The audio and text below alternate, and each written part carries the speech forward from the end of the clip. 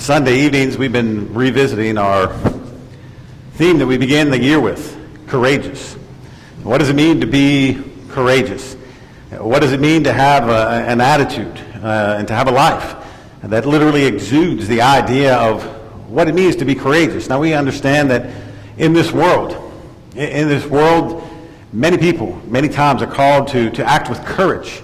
We understand likewise that throughout the course of history, people in the spiritual ways have called to stand up, have been called to stand up and act in courageous ways. And as I thought about the lesson this evening, I thought what better place to consider the idea of courageous than to look at those who have simply acted courageous. Now, we can go through the Bible and we can look at a number of different characters, and certainly the one that we think of most, probably because the theme verse that we had at the beginning of the year, and the theme verse that no doubt we will end the year with is, be thou strong and courageous, right? Speaking of Joshua, as they were about to enter into the land of Canaan. It had been some 40 years, right? They wandered around in the wilderness, and here's Joshua. Here's Joshua. He's been left with the task of taking these people into the land, and they're going to have to fight. They're going to have to pick up swords, and these people, they came from out of bondage. They wandered in the wilderness. They're not exactly the greatest tacticians. They're not exactly people who are schooled in military strategy. So God tells them, be strong, be courageous, and you will find success, because behind that strength and behind that courage should be a faith that is strong enough to see that the things I tell you indeed are true. And that's kind of where courage has its foundation. Courage has its foundation in a faith that will not fail. And I'll tell you tonight that is absolutely 100% without limits. Without limits. I mean, if you think it's impossible, it's possible with God. And there are other scenarios that tell me that that's so. Not just Joshua's life, and not just the life of other individuals, but the life of people even today. I've got a book I want to show you in just a minute. It's a book that I've actually seen and not read the vast majority of it. I've seen this individual who wrote the book, and I've listened to some of the things that he has said. He's a motivational speaker. He's a motivational speaker that has kind of a unique perspective on life, because his life began in a very, very unique way. And when I show you the cover of the book, you're going to notice instantly exactly what I'm talking about. But here's an individual who has fully devoted themselves to Christ. And he goes around and he tries to encourage people to have joy and a sense of life that enables them to live without limits. Because he himself is perhaps one of the most limited people you would ever want to meet. Now, I'm not going to say that I know how to say the guy's last name, but his first name is Nick. And Nick was born without basically arms and legs. It's an interesting story. And it's one of those books that I've only read a few pages of it. But in those few pages, I wish I had the time to summarize all of it for you and to tell you his story as a whole. But I do want to go to the book just very quickly, and I want to read a statement. Read a statement that he makes about himself. You see, he was born this way. He wasn't part of some tragic accident that took his limbs. He did not have some kind of dreaded disease that ended up consuming his limbs. He was born this way because of an illness, because of some kind of genetic problem. And from the time he was born, of course, he and his parents and all who knew him knew that he was different. And because of those limitations, it brought very specific problems to his life. But I want to read this statement. He says, "Often I'm asked this very question. Nick, how can you be so happy? You may be dealing with your own challenges, so I'll give you the quick answer up front," he says. "I found happiness when I realized that as imperfect as I may be, I am the perfect Nick Vucicic." That's how I'm saying it. I am God's creation. I am designed according to his plan for me. That's not to say that there isn't room for improvement. I'm always trying to do better so I can better serve him and the world. I do believe my life has no limits. I want you to feel the same way about your life, no matter what your challenge may be. As we begin our journey together, please take a moment to think about any limitations you've placed on your life and what you've allowed others to place on it. Now think about what it would be like to be free of those limitations. What would your life be if anything were possible? An amazing question from an amazing young man who skateboards, who somehow rides a bike, who stands in front of audiences and does all sorts of tricks and speaks to them about God and how blessed he is. That's courageous. That's a courageous view of life. And as I read just the brief introduction of the book, it made me think of at least three things that I wanted to share with you this evening. Number one, courage means that we have a faith that is willing, that we have a faith that is deep enough, that we have a faith that is strong enough to overcome any setback in life. Now, that's a difficult thing to say because there are many, many setbacks, right? I mean, there are many times we mess up. We do things wrong.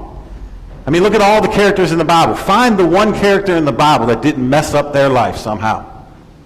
Find the one character in the Bible that didn't tell a lie, that didn't, somehow transgress God's law, that somehow didn't get involved in some sort of tragedy that forever changed the way the course of their life would go. Find the one. And you're going to spend an entire lifetime trying to find that person who just simply does not exist. Because all men sin and fall short of the glory of God.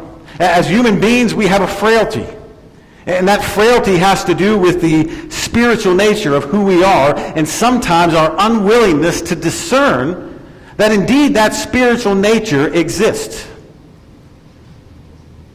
If you go all the way back to the beginning, and you look at Adam and Eve, and the relationship that they have with God, sometimes we kind of paint this romanticized picture of what that must have been like. But I would submit to you that most of what we read about there takes place on a spiritual plane.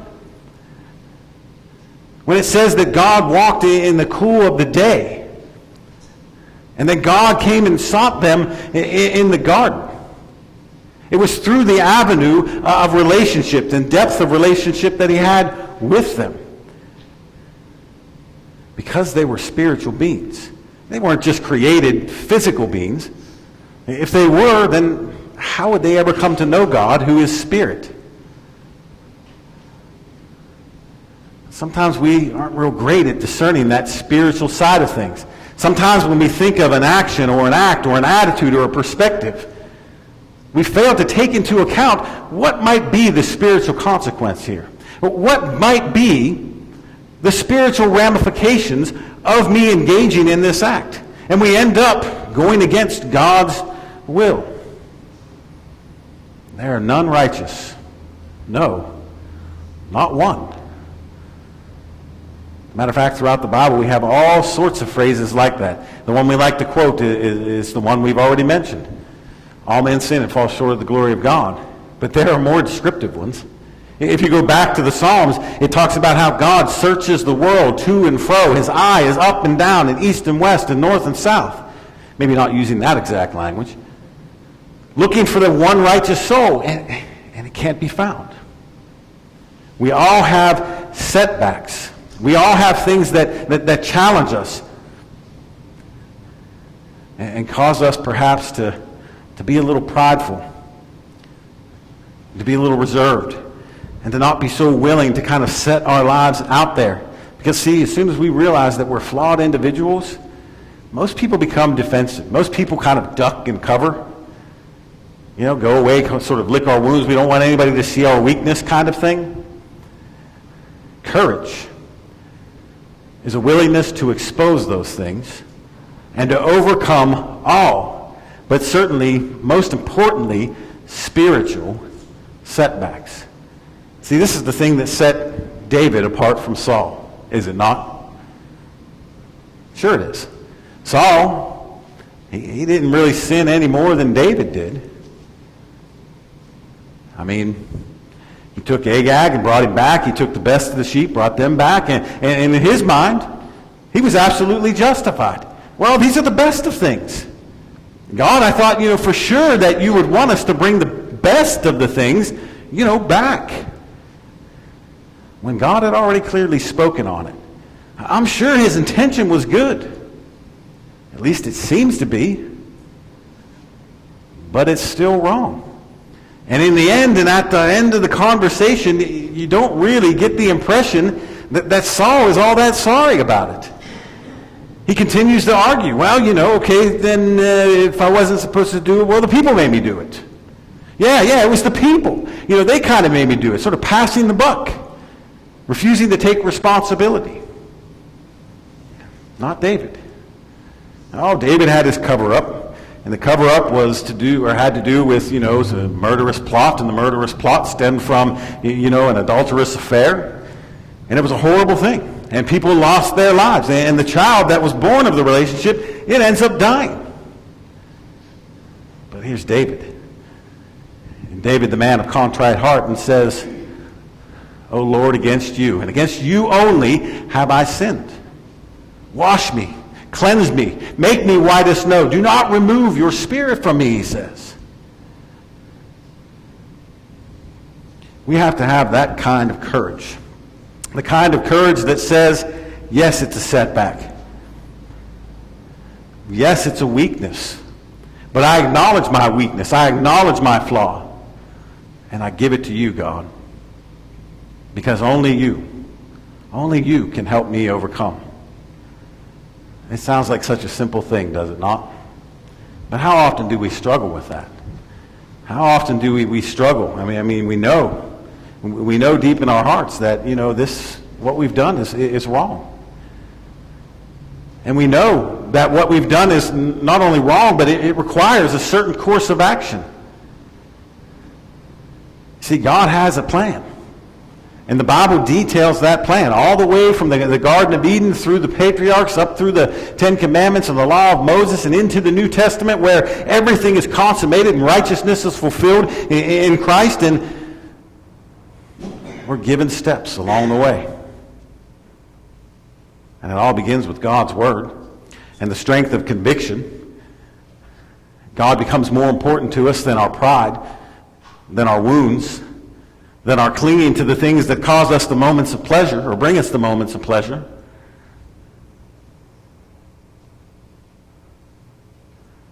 And we find ourselves willing to put those things off.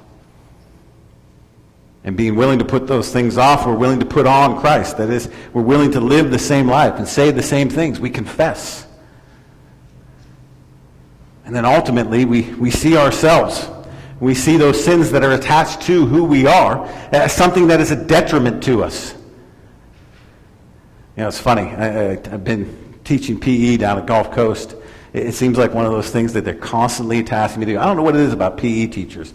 Why can't we keep a PE teacher, I don't know, maybe it's that the kids, try to, tie them to the ground like, anyhow, it's like Lilliputians or something. But anyhow, it's, I've been teaching down there. And by the time I get to the third class, it's a funny thing. The kids come up and they stand around and we're saying the prayer and they're like, you smell. Well, yeah, I've been standing outside in the heat for the last 2.5 hours, sweating. I'm gonna smell. Imagine I go home. Last week was the gallows. This week it's the sweat smell. But anyhow, imagine I go home. Those kids have told me all of that. I get home and the kids are like, you stink. You need to go take a shower. Go to get into bed and still haven't got a shower yet. And Carrie says, man, you really stink. You need to go get a shower. And I'm not going to go get a shower. Lay there in bed all night, get up in the morning. Oh, man, it's late. Better just head on into work, get there the next day, and I still haven't got a shower, right? What are the odds I'm going to smell real good? Not very good, right? I mean, you got to get cleansed. You got to get cleansed, but somehow we want to cling to that old man. We want to cling to those dirty clothes. We want to cling to those rags. I'm not saying it takes courage to take a shower. Well, I don't know. I've been to camp. Sometimes there are folks at camp that, it takes a lot of courage, I guess, to get in the shower, or at least force them in the shower. But it takes courage to want to overcome these things, especially when you've created a pattern of behavior. When you've created a pattern of wounding other people or wounding yourself. And that's one of the worst ones, right? When the wounds are self-inflicted, when we get in this habit of self-destructive behavior. We know not to do it, but we do it anyhow, and we feel bad because we do it, but, we go ahead and we do it anyhow, so we have to feel more bad or worse about how, we've done it, and it just gets in this never-ending cycle, and we kind of self-sabotage. We need to have courage. Courage to overcome all setbacks. Number 2. We need to have courage to overcome all limitations. All limitations. I can't count the number of times in just a few years. And in the grand scheme of things, my experience in ministry is small compared to many other people's. But in the few years that, I have been involved in it, I literally can't count the number of times that people have come to me with legitimate statements that sound kind of like this. Well, I would do more.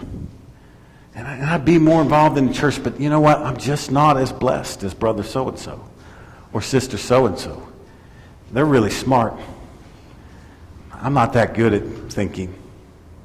Well, I can do this and this and that. But that's nothing compared to, what so-and-so can do. And he can preach, and she can do this. And this one here, she over here can even do this. And we begin to kind of compare ourselves with other people. And we see ourselves as nothing but a big bundle of limitations. My guess is that none of us are any more limited than the young man who wrote this book. I want to take just a moment to read you another section from this book.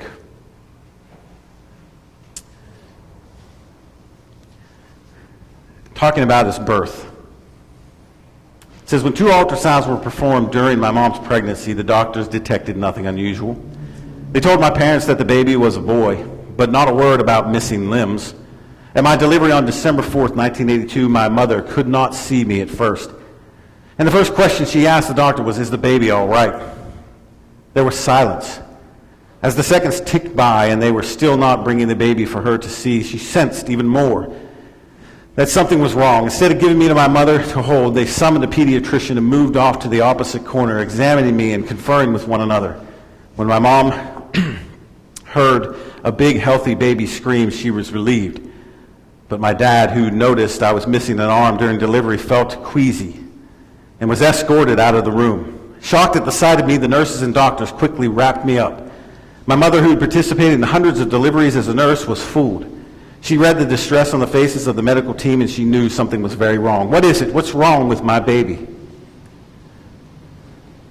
Her doctor would not answer at first, but when she insisted on a response, he could offer my mother only a specialized medical term. Because of her nursing background, my mother recognized the term as a condition babies have when they are born with malformed or missing limbs. My father cried out, "My son has no arms." Actually, the pediatrician said, "Your son has neither arms nor legs." The nurses were crying, the midwife was crying, and of course I was crying. Finally, they put me next to my mom, still covered, and my mom couldn't bear what she was seeing. Her child without limbs. "Take him away," she said. "I don't want to touch him or to see him." From the very beginning, this young man's life was plagued with things to overcome. There's a story that I started to read in the book. I can't remember what page it's on, but I was flipping through and it caught my eye. It's one of those stories I tell you I had to put it down halfway through, fight back some tears, and then reread it. He had reached a point of frustration, and one night as he was being bathed, and he can't bathe himself, his mom places him in the tub, and he sits there for 10 minutes, contemplating, if I just turn over,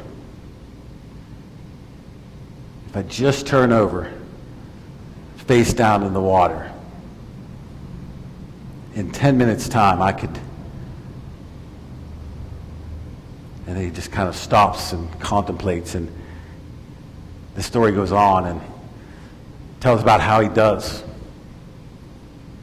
He tries it. At first he goes down to his ears, and then he gets down to his nose, and how he slowly turns over, and how he flips, and how he begins to gag, and he naturally begins to hold his breath, and when he can't hold his breath, he starts to suck in water, and he flips back over.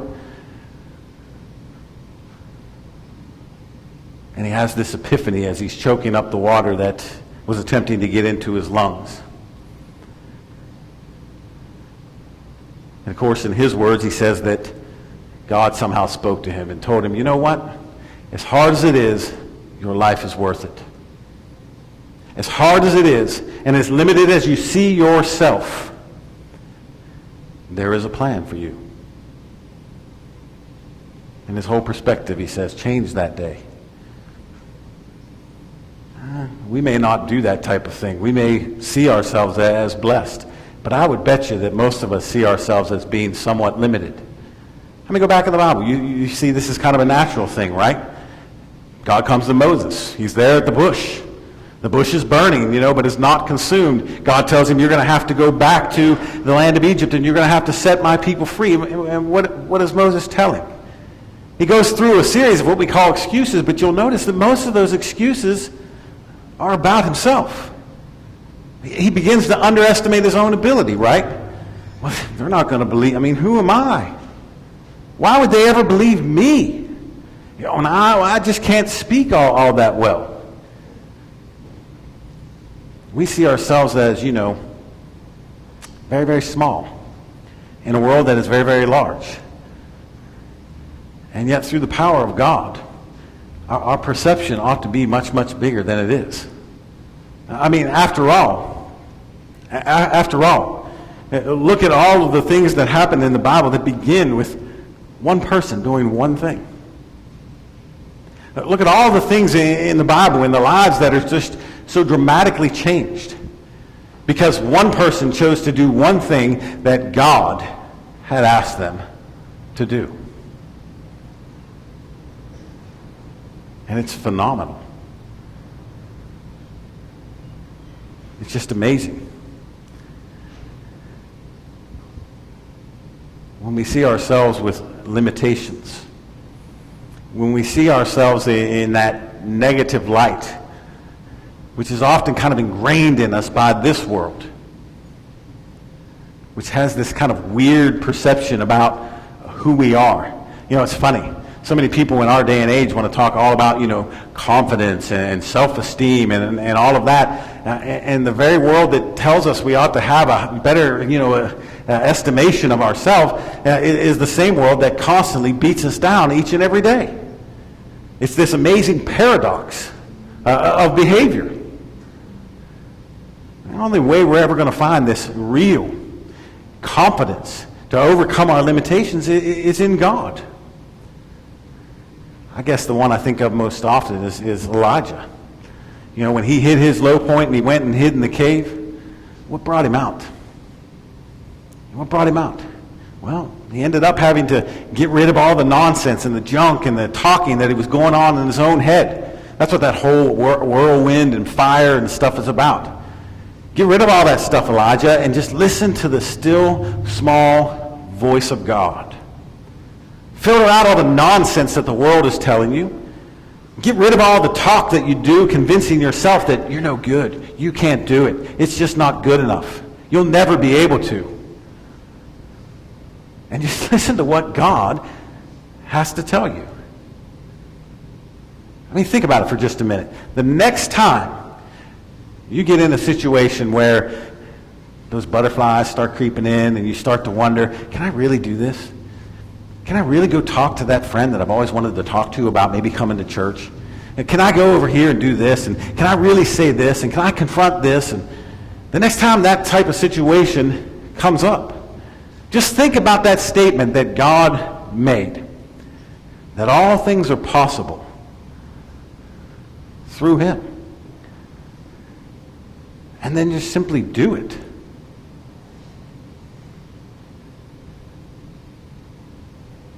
Just simply act upon it. Life without limits is sometimes just simply that way. At the end of the day, God told Elijah, go. It was that simple. Don't sit there in the cave. Don't hide out. All you're going to do when you hide out, when you sit in the cave, is just convince yourself of more of your limitations.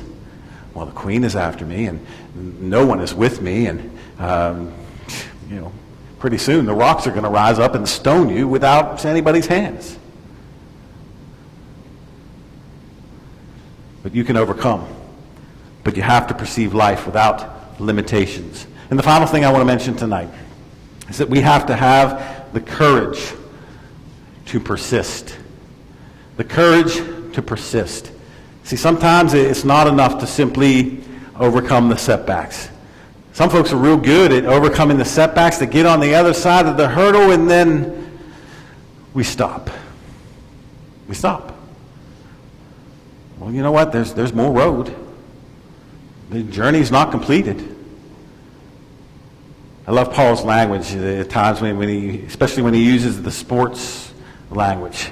He talks about fighters. He talks about runners. He talks about Olympic athletes and how they compete and how they run.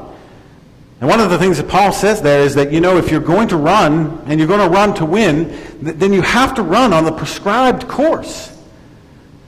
You think about it for a minute. How many people, well, not how many people, but every once in a while, don't we hear these people who, they decide to make up their own course? Boston Marathon, or maybe even the local 5K. Wasn't that person behind me? How'd they get ahead of me? Didn't that person just come out of the grocery store and get on that bus, and now I'm seeing them 26 miles later? Some people like to make up their own course. The Bible says you can't do that. When it comes to your spiritual journey, you have to begin at mile 1, and you have to persist to the end. I have fought the good fight. I have finished the course. I finished the race. Therefore there is laid up for me a crown. Do we have the kind of courage that will take us to the end? Man, it's a great thing to overcome self-imposed, especially, limitations. It's a great thing to be able to overcome the obstacle that the world and sometimes that we even set in our paths. But overcoming those things, we must persist. We must continue. 1 Corinthians chapter 15. Most of the discussion that Paul has there is about the resurrection. As a matter of fact, if we were to find one place in the Scripture that talks more about the resurrection, or most about the resurrection, it would be 1 Corinthians chapter 15.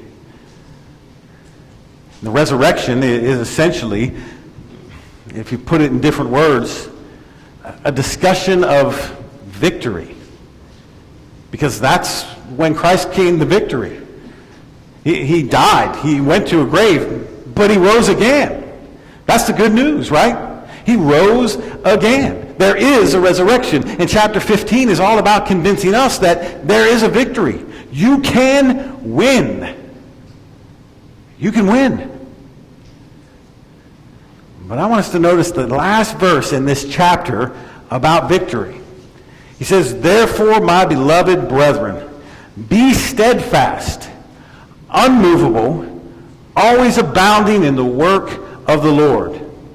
And then I like this last phrase. He says, "Knowing that your labor is not in vain," not empty, not without meaning, in the Lord. We have to persist. We have to continue. That is the courageous path. Many will go by the wayside. Many will fall down. And you know, the tragic thing is, many of those who will go by the wayside are some of the people that God has blessed most by many people's standard.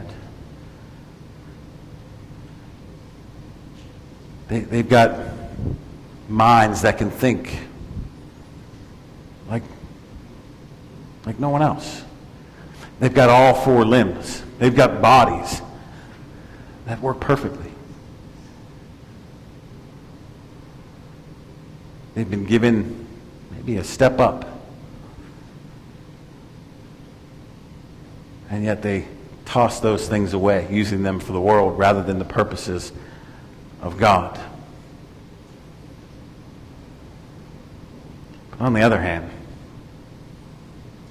sometimes it takes the setbacks in life and the contemplation of the limitations and the need to persist to actually convince ourselves that there is a need to be courageous. As a matter of fact, I would dare say that sometimes it is those very things that will foster the courage anyhow, because otherwise it simply would not come. To put it in a little different way, you don't know how courageous you can be until you're tested and just how strong your courage is.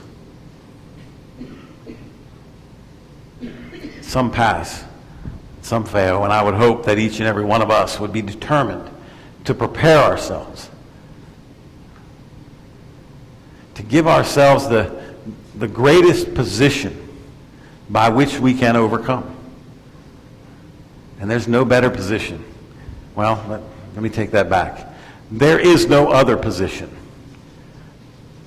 than being in Christ and one of God's children. Maybe that's where you need to be tonight and you're not. Isn't it time to take that step? Isn't it time to make that commitment? Maybe that's where you were and you've kind of moved away from it. Maybe you've not kind of moved away from it. Maybe you're far from it. Maybe you're far from it, but you're still putting on that nice front. The window dressing looks real good, but it's eating you up inside. Whatever your need might be, whether it's between you and your God and you pray that prayer on the way home and tear-filled eyes, or whether you come and sit on a front pew and let your brethren pray for you and help you. Whatever it is, make your need known as together we stand and sing. I've heard an old story, how Savior came.